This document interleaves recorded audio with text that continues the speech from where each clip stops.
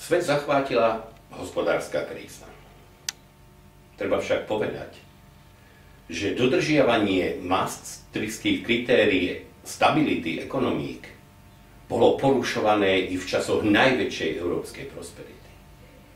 A že ho tak ani neporušovali malé kandidátske krajiny, ktoré mali úzkostlivo nad sebou visiaci Damoklov meč dodržiavania, ale porušovali ho krajiny, ktoré mali veľké a prosperujúce ekonomiky. Ak sme už v eurozóne, je našou úlohou trvať na dodržiavaní pravidiel hry. A nie na tom, čo sa stalo neskôr pravidlom.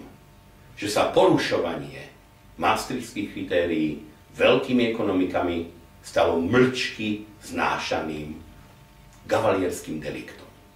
Pravidlá platia pre všetkých, padni komu padni.